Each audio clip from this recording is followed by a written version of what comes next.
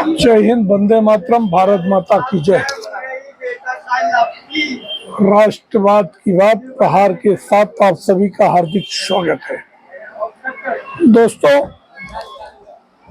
ये अखिलेश यादव की कुछ तो सोची समझी रणनीति है।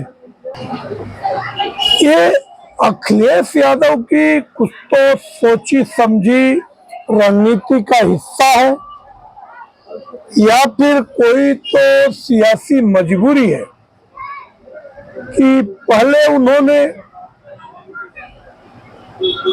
महाराष्ट्र में अबू आजमी के द्वारा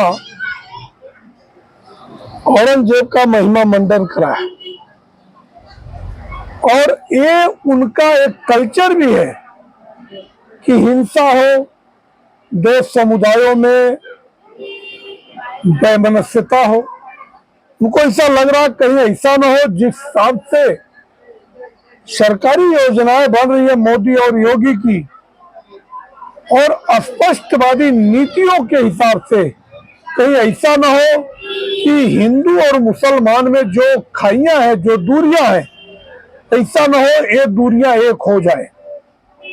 और जैसा कुंडरकी में हुआ था उपचुनाव में कि वहां पे खान वर्सेस पठान वर्सेस तुर्क हो गया और तुर्क वर्सेस पठान में वहां पे भारतीय जनता पार्टी के उम्मीदवार 1,40,000 वोटों से अधिक अंतर से समाजवादी पार्टी के मुस्लिम उम्मीदवार को हरा दिया।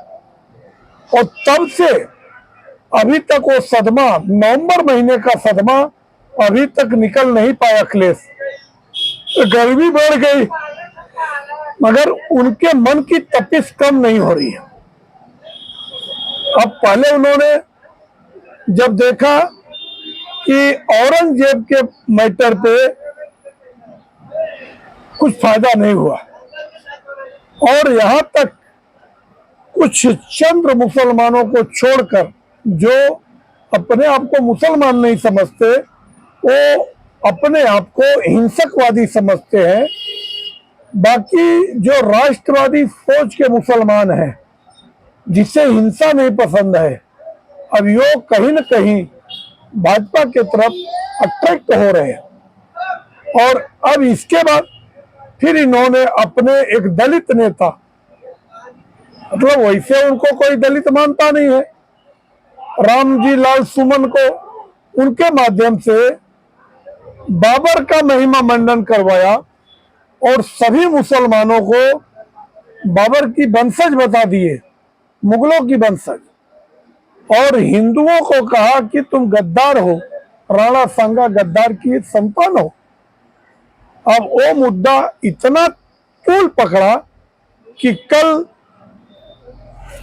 रामजी लाल सुमन के घर पे तोड़फोड़ हुआ और फिर एक्शन रिएक्शन को देखते हुए रामजी लाल सुमन ने माफी मांगा और अखिलेश यादव भी कहीं न कहीं बैक फुट पर आए और उन्होंने कहा कि राणा सांगा की वीरता को कम करके नहीं आंका जा सकता, वो देश के सूरवीर थे।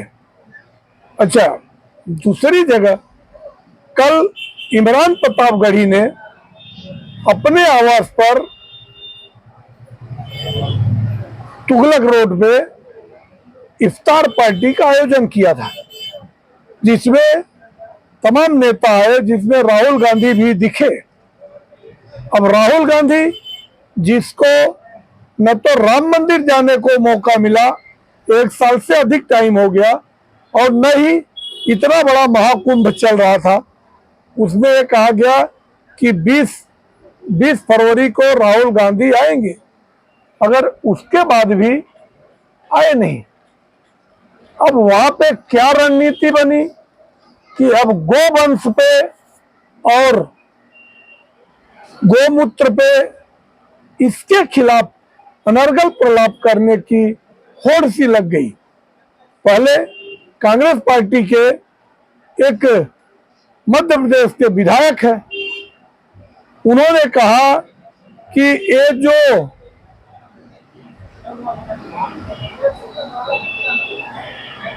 सांड घूम रहे हैं वो साधु संत है। साधु संतों की तुलना सांडों से की और कहा कि चुनाव में भारतीय जनता पार्टी इन सांडों को क्षेत्र में छोड़ देती है। अब वो खासतौर से गायों को और सांडों को साधा, तो दूसरा अब सबसे अपने आप को सबसे ज्यादा पॉपुलर समझते हैं तो अखिलेश यादव। वैसे भी जब से इनको 37 सीटें मिली है लोकसभा में, इनके पैर नीचे पड़ते नहीं। अब उन्होंने कहा कि ये दुर्गंध वाले लोग इसके लिए गौशाला बनाते हैं क्योंकि इनको दुर्गंध पसंद है, और हम समाजवादी लोग, हमें खुशबू और सुगंध पसंद है, इसके लिए हम इत्र पार्क बनाते हैं। अब ये मामला देखते देखते तूल पकड़ लिया। अब अखिलेश यादव, उनको लगता है कि जो यदुवंशी है, यदुवंशी तो हमारे गुलाम है, बंधुआ मजदूर हैं, वो तो हमें छोड़ के कहीं जाएंगे नहीं, मगर ये जो